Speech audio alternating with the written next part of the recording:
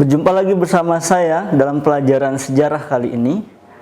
Pelajaran sejarah kali ini kita akan membahas proses bagaimana Hindu-Buddha itu berkembang di Indonesia. Dalam proses ini, kita bisa melihat Indonesia sangat dipengaruhi sebenarnya oleh masuknya Hindu-Buddha di Indonesia, terutama di bidang politik, karena munculnya konsep kerajaan di Indonesia. Sebelum masuknya Hindu-Buddha di Indonesia, konsep-konsep kemasyarakatan yang ada itu kita mengenal sebagai konsep kesukuan. Tapi ketika kebudayaan Hindu-Buddha masuk, muncullah konsep kerajaan yang rajanya dianggap sebagai titisan dewa. Nah, berkaitan dengan kerajaan-kerajaan Hindu-Buddha yang ada di Indonesia, kita akan pelajari dua kerajaan pertama yang menjadi kerajaan-kerajaan yang paling tua di Indonesia yang bercorak Hindu. Yang pertama adalah Kutai. Tapi sebelum kita lanjut membahasnya, ini ada sebuah lirik lagu yang mungkin kita sedikit akan nyanyikan dulu ya. Kita nyanyikan, namanya Kutai, kerajaan pertama, Sang Aswawarman, anaknya Kudungga.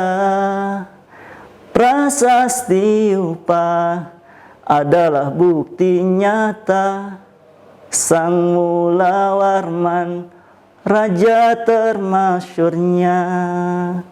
Nah, dari lirik ini kita akan coba lihat bagaimana Kutai adalah kerajaan pertama yang dikenal di Indonesia. Oke.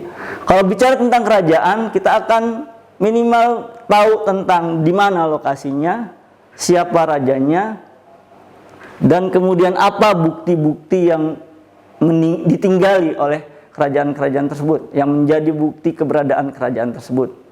Oke. Kalau kita lihat di sini, Kutai adalah kerajaan pertama yang ada di, kira-kira ini peta apa? Ini adalah peta Kalimantan Timur. Jadi letak kerajaan Kutai sebagai kerajaan pertama di Indonesia terletak di Kalimantan Timur yang berada di muara, ada di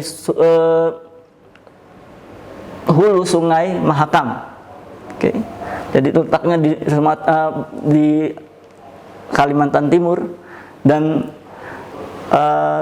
dia terletak di satu hulu sungai yang besar sehingga orang-orang bisa mengakses ke sana dengan mudah dengan perahu layar dan lain sebagainya. Oke. Siapa yang mendirikan kerajaan ini? Kita lihat, ini Kudungga adalah raja pertamanya dari kerajaan Kutai.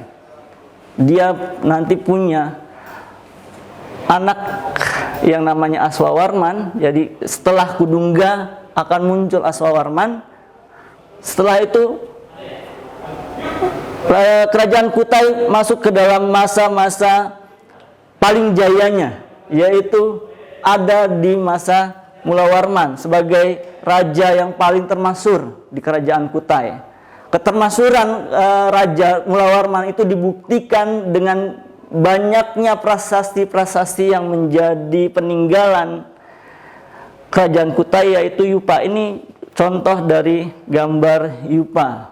Dan arti penting yupa, selain dia membuktikan kemasyhuran Sang Mulawarman, dan di salah satu teks prasastinya tertulis Mulawarman pernah memberikan 20.000 ekor sapi kepada Brahmana.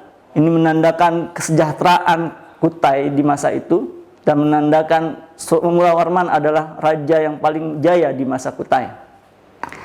Tapi arti penting yang lain adalah yupa ini menandakan akhir dari masa praaksara di Indonesia. Indonesia masuk ke dalam sebuah periode baru yang namanya masa praaksara yang dimulai dengan masa Hindu-Buddha. Kenapa ini menjadi sebuah bukti penting? Karena inilah Indonesia, di masa-masa inilah Indonesia mulai mengenal tulisan dengan tulisan bahasa Sanskerta dan tulisan Palawa yang tertera di yupa. Kemudian setelah Mulawarman berkuasa dan akhirnya nanti Kutai akan tenggelam karena serbuan dari kerajaan yang lain, agama yang lain, tapi di masa ini juga muncul kerajaan-kerajaan yang ada di tanah Jawa. Dan salah satu kerajaan yang muncul pertama setelah Kutai adalah Tarumanegara. Oke, untuk membahas materi-materi tentang kerajaan-kerajaan Tarumanegara dan kerajaan yang lain di Indonesia, kalian tunggu saja sesi-sesi berikutnya yang ada di sistem LMS kalian. Saya akhiri sekian dan semangat belajar dan merdeka belajar.